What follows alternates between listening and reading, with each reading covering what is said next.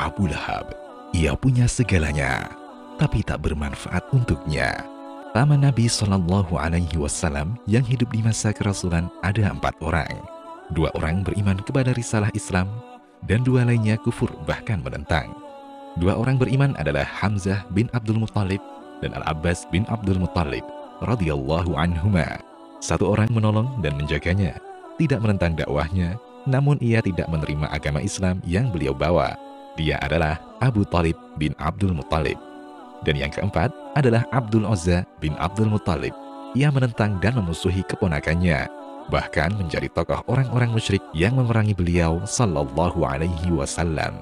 Nama terakhir ini kita kenal dengan Abu Lahab, dan Al-Quran mengabadikannya dengan nama itu. Sifat fisiknya. Lewat film dan gambar-gambar, Abu Lahab dikenalkan dengan perawakan jelek, tidak tampan, dan hitam, sehingga kesan garang seorang penjahat begitu cocok dengan penampilannya. Namun, sejarawan meriwayatkan bahwa Abu Lahab adalah sosok yang sangat putih kulitnya, seorang laki-laki tampan, dan sangat cerah wajahnya. Demikianlah orang-orang jahiliyah mengenalnya.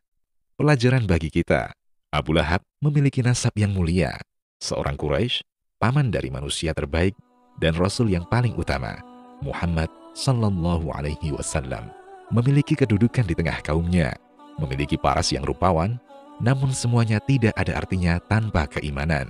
Allah Azza wa Jalla hinakan dia dengan mencatatnya sebagai seorang yang celaka, dan dibaca oleh manusia hingga hari kiamat dalam surat Al-Masad. Sementara Bilal bin Rabah, seorang budak, hitam, tidak pula tampan, dan jauh dari kedudukan serta kemapanan, namun Allah Azza wa Jalla muliakan dengan keimanan. Oleh karena itu, janganlah tertipu dengan keadaan. Rasulullah Sallallahu Alaihi Wasallam bersabda, sesungguhnya Allah tidak melihat pada bentuk rupa dan harta kalian.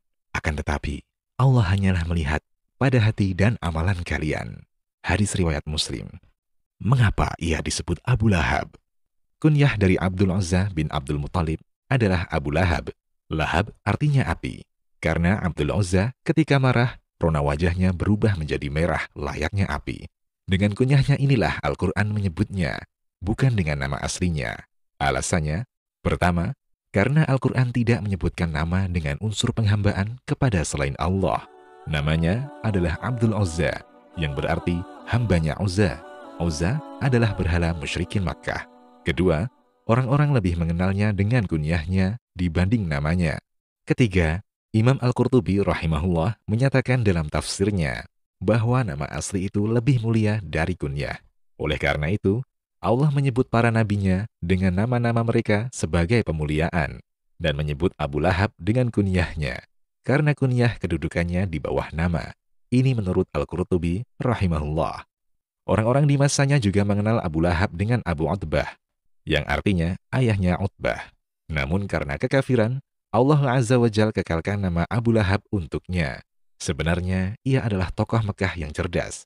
Namun sayang, kecerdasan dan kepandaiannya tidak bermanfaat sama sekali di sisi Allah, karena tidak ia gunakan untuk merenungkan kebenaran syariat Islam yang lurus. Anak-anaknya. Abu Lahab memiliki 3 orang anak laki-laki. Mereka adalah Utbah, Mut'aib, dan Utaibah. 2 nama pertama memeluk Islam saat Fathu Makkah, sedangkan Utaibah tetap dalam kekufuran. Di antara kebiasaan bangsa Arab adalah menikahkan orang-orang dalam lingkar keluarga dekat. Sebelum menjadi Rasul, Rasulullah Sallallahu Alaihi Wasallam menikahkan anaknya Ummu Kulthum dengan Utaibah dan Ruqayyah dengan Utbah. Ketika surat Al-Masad turun, Abu Lahab mengultimatum kedua putranya. Kepalaku dari kepala kalian haram sebelum kalian ceraikan anak-anak perempuan Muhammad, kata Abu Lahab.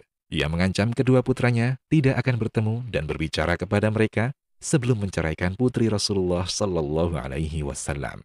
Ketika Utaibah hendak bersafar bersama ayahnya menuju Syam, ia berkata, akan aku temui Muhammad, akan kusakiti dia, dan kuganggu agamanya. Saat di hadapannya, kukatakan padanya, wahai Muhammad, aku kufur dengan bintang, apabila ia terbenam, dan apabila ia dekat, dan bertambah dekat lagi.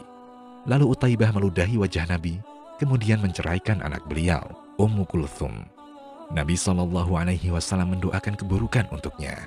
Ya Allah, binasakan dia dengan anjing dari anjing-anjingmu. Dihasankan oleh Al-Hafidz Ibnu Hajar dalam Fathul Bari. Utaibah pun tewas diterkam singa. Sementara Abu Lahab mati 7 hari setelah Perang Badar.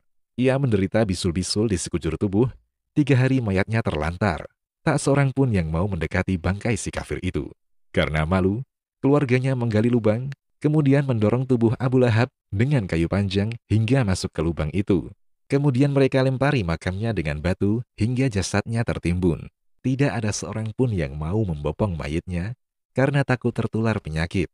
Ia mati dengan seburuk-buruk kematian. Pasangan dalam keburukan. Istri Abu Lahab adalah Ummu Jamil Aura, nama yang tak seindah karakter aslinya. Ia diabadikan dalam surat Al-Masad sebagai wanita pembawa kayu bakar.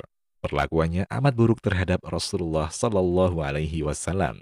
Ia taruh kayu dan tumbuhan berduri di jalan yang biasa dilewati Rasulullah Shallallahu Alaihi Wasallam di malam hari agar Nabi tersakiti. Ia tak kalah buruk dengan suaminya. Ummu Jamil adalah wanita yang suka mengadu domba dan menyulut api permusuhan di tengah masyarakat. Ia memiliki kalung mahal dari permata. Demi Allah dan Al-Uzza, akan kuinfakkan kalung ini untuk memusuhi Muhammad, katanya. Allah Subhanahu wa Ta'ala gantikan kalung indah itu dengan tali dari api Jahannam untuk mengikat lehernya di neraka. Ketika Allah Azza wa Jalla menurunkan surat Al-Masad yang mencelanya dan sang suami, wanita celaka ini langsung mencari Rasulullah Shallallahu Alaihi Wasallam. Sambil membawa potongan batu tajam, ia masuk ke Masjid Al-Haram. Rasulullah Shallallahu Alaihi Wasallam bersama Abu Bakar berada di sana. Saat telah dekat, Allah Azza wa Jalla butakan pandangannya dari melihat Rasulullah Shallallahu Alaihi Wasallam. Ia hanya melihat Abu Bakar, tak ada Muhammad Shallallahu Alaihi Wasallam di sampingnya. Wahai Abu Bakar, aku mendengar temanmu itu mengejekku dan suamiku. Demi Allah, kalau aku menjumpainya, akan aku pukul wajahnya dengan batu ini. Cercanya penuh emosi. Kemudian ia bersyair, orang tercela kami tentang, urusan kami mengabaikannya, dan agamanya kami tidak suka. Ia ganti nama Muhammad yang bermakna yang terpuji dengan Muzammam yang artinya yang tercela. Kemudian ia pergi. Abu Bakar bertanya heran, wahai Rasulullah, tidakkah engkau mengira dia melihatmu? Dia tidak melihatku. Allah telah menutupi pandangannya dariku. Jawab Rasulullah Shallallahu Alaihi Wasallam. Pelajaran pertama, Abu Lahab memiliki segalanya.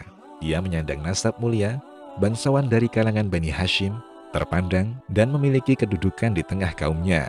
Paman manusia terbaik sepanjang masa, berwajah tampan, seorang yang cerdas dan pandai memutuskan masalah. Profesinya pebisnis, mengambil barang dari Syam untuk dipasok di Mekah atau sebaliknya, tapi sama sekali tidak bermanfaat untuknya. Karena itu, seseorang jangan tertipu dengan dunia yang ia miliki, apalagi yang tidak memiliki dunia. Kedua, penampilan fisik, kedudukan, kekayaan bukanlah acuan seseorang itu layak diikuti dan didengarkan ucapannya. Karena sering kita saksikan di zaman sekarang, orang kaya lebih didengar dan diikuti daripada para ulama. Ketika motivator bisnis, mereka yang menyandang gelar akademik tinggi, berbicara tentang agama, masyarakat awam langsung menilainya sebagai sebuah kebenaran. Ketiga, pasangan seseorang itu tergantung kualitas dirinya. Ia bagaikan cermin kepribadian. Keempat, hidayah Islam dan iman itu mahal dan berharga. Sebuah kenikmatan yang tidak Allah berikan kepada keluarga para nabi. Anak Nabi Nuh, istri Nabi Lut, ayah Nabi Ibrahim, dan paman Rasulullah Muhammad Sallallahu Alaihi Wasallam, Abu Talib, dan Abu Lahab tidak mendapatkan kenikmatan ini. Oleh karena itu, kita layak bersyukur. Allah memilih kita menjadi seorang muslim, sementara sebagian keluarga para nabi tidak. Pantas kita syukuri nikmat ini dengan mempelajari Islam, mengamalkan dan mendakwahkannya. Demikian, Allahu a'lam.